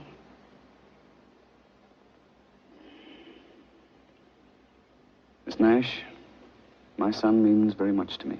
He means very much to me, too. How much? Oh, yes, that's right, of course. In your day, girls used to wait for the old-fashioned father to come with a big checkbook to pay off. I'm sure that happened. Well, that's one thing that hasn't changed. Shall we say 5,000? 5,000? Oh, Jonesy, you underestimate me. I'm much worse than that. To get rid of somebody as terrible as me is worth, well, I'll make you a bargain. $25,000. All right. I'll send you the money. Before lunch? Before lunch. Goodbye, Miss Nash. You've been perfectly charming. And so have you. And you hope never to see me again. I wouldn't say that. Miss Nash, now that our problem has been solved, I would like to ask one slight question. Not that it matters, but I'm just curious, and I would appreciate an honest answer. I give you my word. Suppose you didn't know I was Jack's father, and you happened to see me on the street or in a restaurant.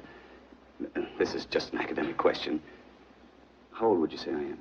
Well, I'd say about 50. That old? Oh, I'm sorry. I didn't mean to hurt you. Oh, no, that's perfectly all right. Thanks very much. Excuse me, but how old are you? 50.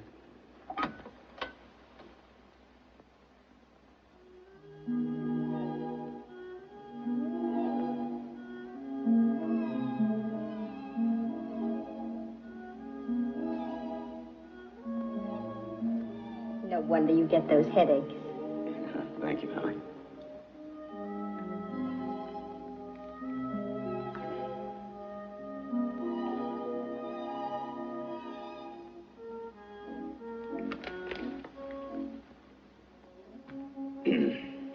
Martha, this is going to be a bit unpleasant. I've tried to keep it from you for some time, but now I think I'd better tell you. I know. You don't love me anymore. Now, darling, don't try to be funny. It's about Jack. Now, will you please stop worrying about Jack? If he wants to stay out late, what of it? If he's ever going to have any fun, now's the time. Don't spoil it. Martha, this is serious. Very, very serious. I just happened to learn the boy got into the clutches of a certain girl. I went to a great deal of trouble, believe me. It wasn't easy. But I managed to find out who the girl was. You mean Peggy Nash? Where did you... How did you know? Oh, I forget. Someone told me. You go to lunch and you hear things. Well, why didn't you tell me? How can you be so placid about a thing like this? Darling, why should I excite you? I know you so well. Certain little things get you all worked up and then you don't sleep. Then you have to take a pill and then you don't want to take a pill. Believe me, Henry, the less attention you pay to them, really, these things work themselves out. Oh, Martha, Martha. That is one of your greatest charms. After almost 25 years in New York, you're still the innocent little girl from Kansas. But fortunately, I've had experience with showgirls. And it's a father's function to save his son from the mistakes he made. If we ignore matters like this, how do you think our boy will end up? Just like you with a girl like me. No, darling. Never. Where would he find anybody like you? He couldn't. He won't be that lucky. Aren't you sweet? I have no illusions about myself. Martha, if I hadn't met you, I hate to think where I'd be right now. Well, probably outside some stage door. Or even inside the dressing room. And having a wonderful time. Oh, now, darling. Come on, give me a kiss. No, let's worry about it anymore.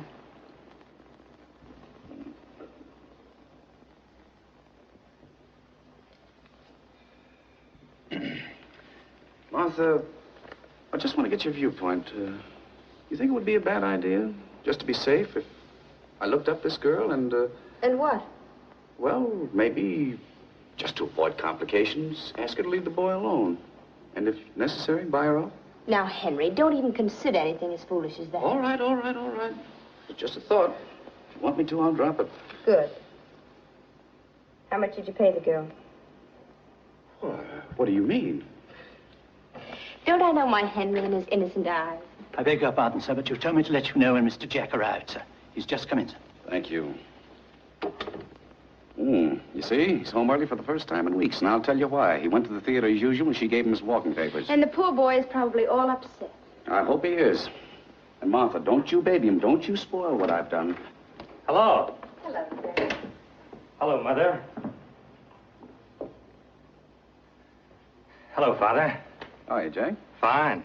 You look a little depressed. Well, me? Well, I never felt better in all my life. Besides that, I could use $100. $100? What for? Well, I want to throw a little party tonight. Take someone out. Oh, I see. Tell me, whom are you going around with these days, Jack? Now, Martha, that's Jack's personal life, and we shouldn't pry into it. Here you are, Jack. There's your $100. Thanks, Father. Have a good time. Thanks. And I'm not interested in whom you're taking out. I'm sure she's all right. Anyway, it's none of our business whether you're taking out Mary Jones, Helen Smith, Mitzi Glutz, or Peggy Nash. Peggy Nash? Father, what is this? Are you trailing me? Where'd you hear that name? I don't know. Martha, where did we hear that name? I don't know, and don't ask me. Well, one has friends, and, yes, and one goes to lunch. Tell me, isn't she a Follies girl famous for coming down a staircase? Well, now, look, we're all grown up, aren't we? Why, certainly. Well, I had a crush on her. Ah, and why not? Why shouldn't he? I don't know, and don't ask me. I understand she's a very attractive girl. Oh, she is. And I took her pretty seriously. Oh, you did, huh? Yes, very. And then after a little time... Yes? I got tired of her. Oh, you did, huh? So then I faced the problem of how to get rid of her. You know, things like that aren't easy. I should say not. Don't ask me. I didn't ask you. I merely made a statement. Go on, Jack. But after all, what could she do to me? I hadn't promised her anything. You hadn't? I should say not. I wasn't the first romance in her life. You know, I'm no baby. But nevertheless, you went there expecting a lot of trouble, didn't you? Yes. But to my surprise, she was so big about the whole thing and let me off so easily. Oh, she did, huh? Well, isn't that fortunate? Yes. You know, she was so wonderful about the whole thing that I almost fell in love with her again. Oh. Oh, but it's all over now, and I'm glad of it. And so am I. And so am I. As a matter of fact, I never was happier in my life. And while we're on the subject, Jack, I think you're getting to the age where you should start to look around for a really nice girl. Oh, I don't have to look around. I've met her already. Oh, you have? A wonderful girl. The most wonderful girl I ever met in my life. Really? Well, isn't that nice? Tell me, who is the young lady? Is she someone I might know? A New York girl, perhaps? Oh, no, she comes from Philadelphia. Oh, from Philadelphia. Somehow Philadelphia always sounds right, doesn't it, Martha? Yes, it does. Tell us who she is. Yes, tell us. Well, have you been to Earl Carroll's Vanities? You mean this girl comes down a staircase, too? Oh, I should say not this girl. This one slides down the banister, falls right in the orchestra, and lands bang, right on the big drum. Oh, you'll be crazy about her. Well, see you tomorrow. I have to run along.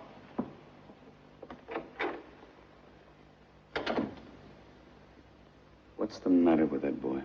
He's young, Henry. That's all. Come on, dear. It's time to go to bed.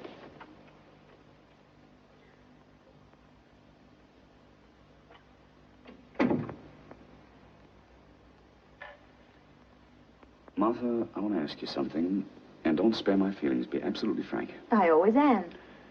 If you didn't know me, and you saw me for the first time on the street or in a restaurant, Martha, do you think I'm getting a little heavy? Don't let that worry you. As a matter of fact, I like it. Let me tell you something. Nearly 15 years ago, when you and Grandfather brought me back from Kansas, I still didn't feel that you really belonged to me, and only to me. I can't put my finger on anything definite, but still, whenever I wasn't with you, I was always a little uncertain and nervous about my little Casanova. And then, one day, I noticed that you began to have a little, well, just a little tummy. Then I knew I was safe. From that moment on, I knew that you were really mine, that you'd settle down. Now go to bed, darling. You've had a hard day. Good night. Good night, dear. Yes, Yes, we were married 25 years. We were celebrating our silver wedding anniversary.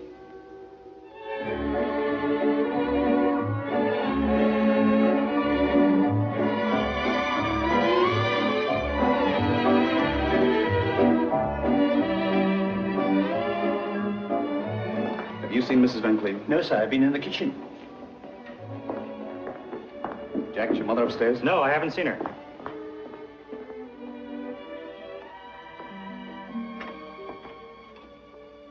Darling, what are you doing in here all alone?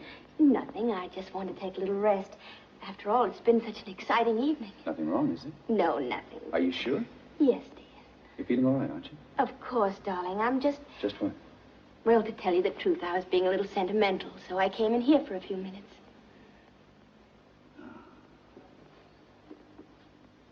Yes. This is where it all started. 25 years ago. I was... Yes, I was standing over there by that desk. No, you were sitting in the chair. Yes, you're right. And then you came in and you stood by the desk. Then suddenly you started walking toward me. Very slowly, very slowly. I could count every step. Oh, you were such a frightened little girl, and the closer I came, the more frightened you were. Darling, I want to make a confession. After all, we've been married 25 years. What is it? I wasn't frightened at all. You weren't? Not at all. And when you were walking toward me so very slowly, do you know what was in my mind? No. I thought, what's the matter with him? Can't he walk faster?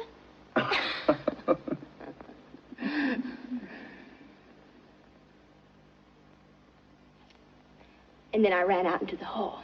But you came back? Only because I had to sneeze. Mm-hmm. I beg your pardon, madam. You're wanted on the telephone. Oh.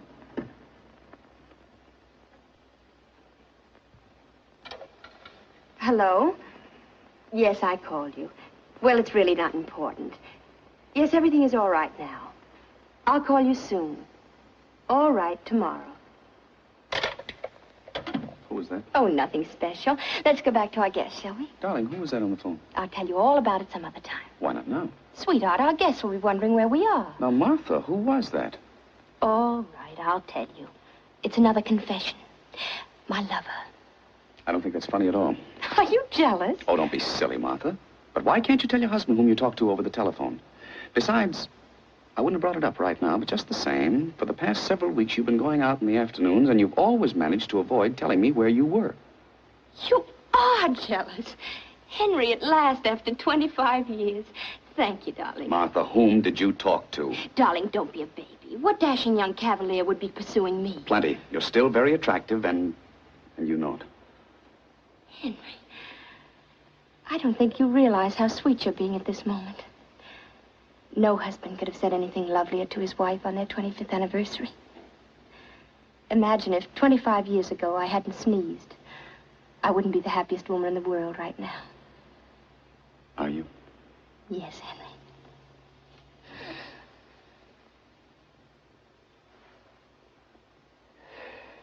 Now, who was it? I'll tell you tomorrow. I am not going to leave this room until you tell me.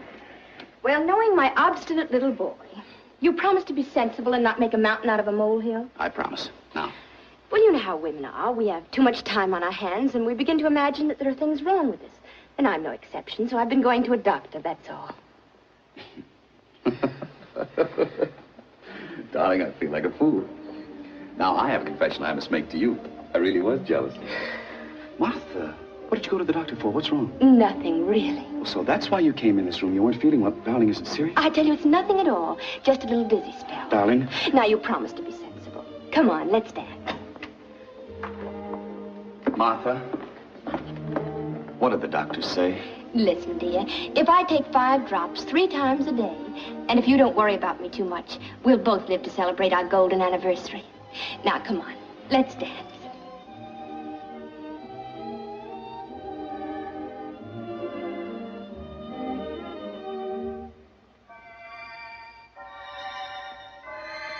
I didn't know it then, but this was our last anniversary.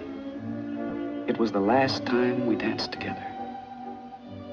There were only a few more months left for Martha.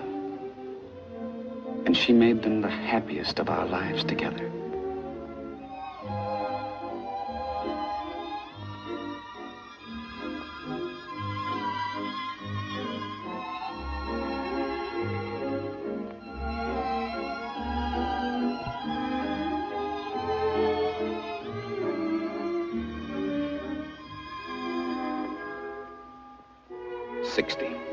Yes, I was 60.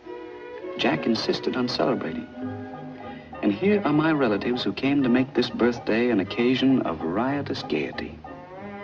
Cousin William, 73. Aunt Minnie, who admitted to 81. The total age of this scintillating assemblage was over 1,400 years. I believe Jack gave this party on purpose, to remind me that I was contributing 60 years to that 1,400.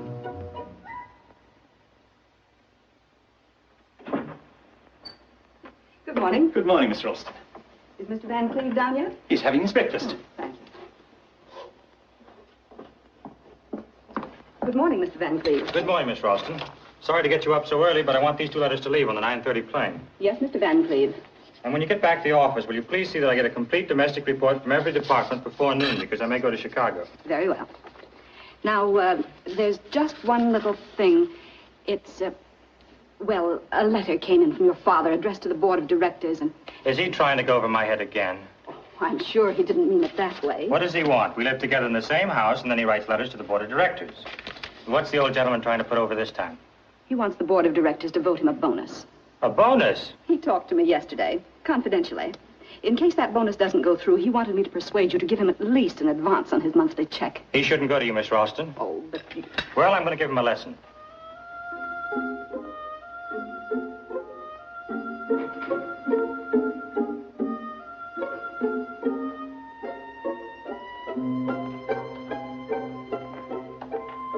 And Miss Ralston, if my father ever talks to you again, tell him that he ought to be ashamed of himself and that you are in no position to deliver any messages. Yes, Mr. Van Cleve. Why, Mr. Van Cleve? Is he in a bad mood? Terrible. Now, look here, Miss Ralston, would you do me a very great favor? Father? Oh, good morning, Jack. Good morning. I'd like to talk to you. Father?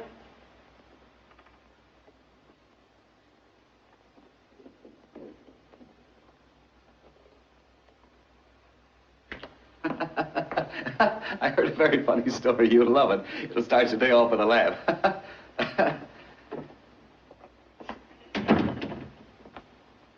You ought to be ashamed of yourself. Coming home at all hours, making a wreck of yourself. How much longer do you think you can keep this up? Please, Jack, don't scold me. Someday you're going to collapse. Do I look that bad? You look like a ghost. I know you're right, Jack. I know I should change my way of living, but my boy, put yourself in my position. I'm lonesome. You're always away somewhere on business, and being alone in this big house night after night, you don't know what it's like. Neither do you, because you're never at home. But I can imagine what it's like, and Jack, it's horrible. Now, my boy, I want to talk to you. I'm not fooling myself. I'm not getting any younger. I think the time has come for me to change my way of living. You know, Jack, when a man gets to be 60, the blood doesn't flow as fast anymore. Instead of a wild mountain stream, it becomes a quiet little brook. The other day, when I was sitting here all alone, you know what I felt like doing? What? I felt like I wanted to sit in a nice, comfortable chair and read and read and read. Well, why didn't you? You know, the library's full of books, and I'm sure you haven't read one of them. Jack, the eyes can't take it anymore. Why don't you go to an oculist? Yes, that might do, yes, that might do. But, on the other hand, what do you think of the idea of having, well, some kind of reader? You know, someone with a pleasant voice, nice diction. I know just what you want. You mean one of those nice, quiet fellows from Yale or Harvard. Oh, they're easy to get. Now, who is she? Jack, you have the most suspicious mind. Come on. How old is she? Well, she's an unusually adult young woman. I met her at old Wilson Weatherby. She was his reader. The whole thing sounds a little fishy to me. Now, Jack, why do you want to deprive your old father of a little cultural pleasure? I can think of nothing more dignified and homelike than sitting in front of a fireplace and having someone read a fine book to me, something worthwhile. Something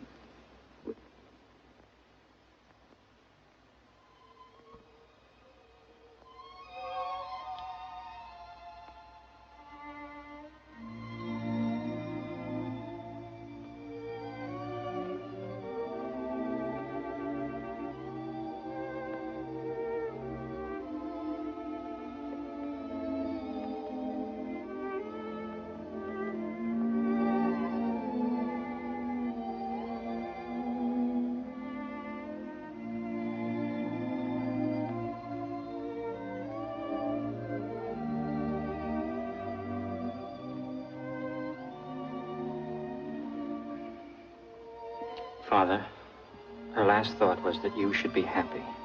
And I promised her I'd see to it. So if you want this young lady to read to you, go ahead with my blessing. No, I couldn't do it.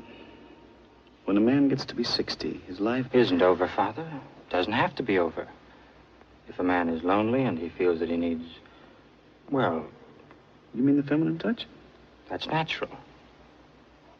But I think he should find someone closer to his own age. Maybe. Not a girl of, 24. Well, that is a little out of proportion. I'm afraid so. But if, on the other hand, he should meet a cultured woman of... Right. Someone with real dignity? A woman of about 50 or 51. Or 52 or 53 or even 55. That's more like it. Yeah. Jack, my future looks pretty depressing. Mr. Van Cleve, you're wanted on the telephone, sir. Hello.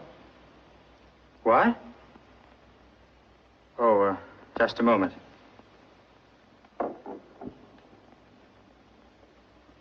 It's for you, Poochie.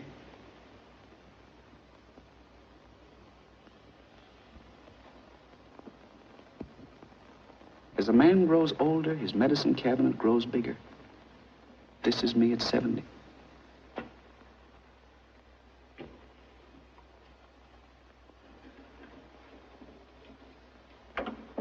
Now, really, there's nothing to worry about. But Mrs. Van Cleve, please... I know, but it was his 70th birthday yesterday, and I didn't have the heart to keep him from celebrating a little. You know, I hate to go to that banquet and leave the old man alone. I'd just as soon stay home. No. It's perfectly all right for you to go. In fact, the fewer people around him, the better off he'll be.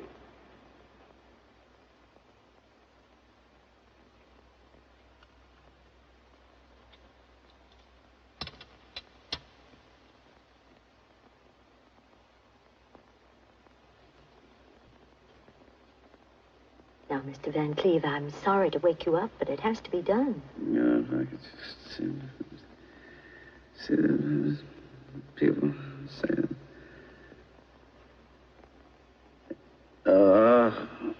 Now, open your mouth, please. Oh, go away, and leave me alone. Oh. What was that dream all about? Oh, I was having such a good time. Just open your mouth. What was that all about? Oh, yes. The door opened, and a man stepped out of a rowboat. He said, Henry, I've come to take you on a trip from which you'll never come back. Please, don't get excited. And I said, my good fellow, if I ever take a trip like that, it'll be in a deluxe cabin. And not in a dinky little rowboat that doesn't even have a bar. So I threw him out, rowboat and all. Good. And what do you think he did? He came back with a big luxury liner, floating on an ocean of whiskey and soda. And instead of funnels, there were big black cigars. And on top of the bar, sitting in a lifeboat, was the most beautiful blonde, wearing a Merry Widow costume. She dived into the whiskey and swam right over to my bedside. Henry, she said, how about a little dance? And the man from the boat took an accordion out of his pocket, and he played the Merry Widow waltz. The girl held her arms out to me, and she started to dance. Well, with him playing and her dancing, and me up to my neck in whiskey anyhow, well, I put my arms around that beautiful girl and was just about to dance with her when, of all people, you cut in. You, yes, you. Just open your mouth. Oh, go away and take that thermometer with you. Oh.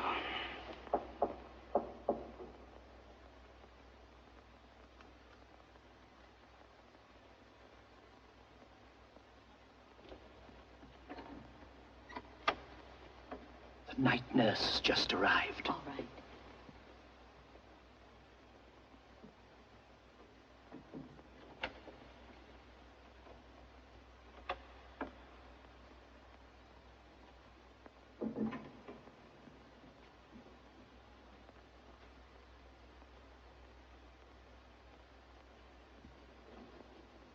evening. Hello. First door to the right. Thank you.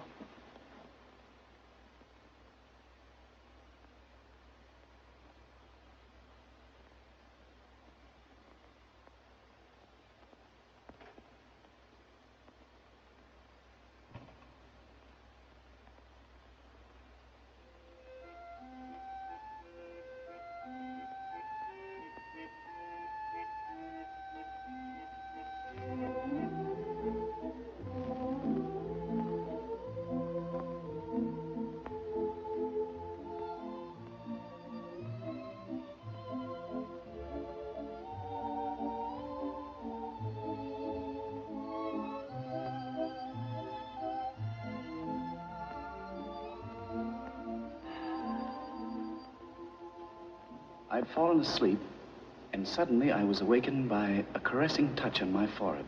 I opened my eyes, and there she was, sitting right on the edge of the bed. Nellie Brown, registered nurse. Your Excellency, one look at her, and it didn't matter whether she was registered or not. Then she took out a thermometer, and she said, "Open your mouth." Who wouldn't for Nellie? And then she put the thermometer in, and my temperature went up to 110. Who could ask for a more beautiful death?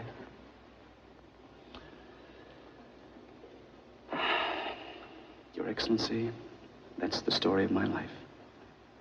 And I'd be grateful if you'd push the button and have it over with. No. Definitely no. I hope you will not consider me inhospitable if I say, sorry, Mr. Van Cleve, but we don't cater to your class of people here. Please make your reservations somewhere else. Somewhere else? But, Your Excellency, if I walk into the lobby of the other place... You mean above? Yes. I know what will happen. They might not even let me register. The doorman might not even let me in. Well, you never can tell. It's worth trying. Sometimes they have a small room vacant in the annex. Not exactly on the sunny side, and not so very comfortable. The bed may be hard, and you might have to wait a few hundred years until they move you into the main building. Well, it doesn't hurt to try. After all, they may inquire about you among the residents in the main building. I think you'll find a lot of people who give you a good reference. That always helps. For instance, there were several young ladies. What about them? Well, some of them might be there. And so far as I can see, you've made them all very happy. I'm sure they'd like to see you happy, too. And your grandfather? Oh, yes. Grandfather. Don't you think he'll be waiting for you? He might. He will. And not with a baseball bat. And if they all should fail, there's still someone else. Yes. She's up there. And she will plead for you. Do you think so? You know she will. Yes, Mr. Van Cleve. I would say you have a chance. A very good chance. Anyway, it's worth trying.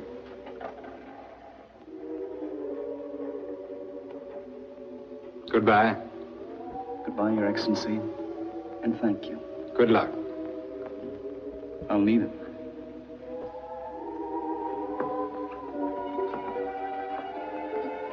Down? No. Up.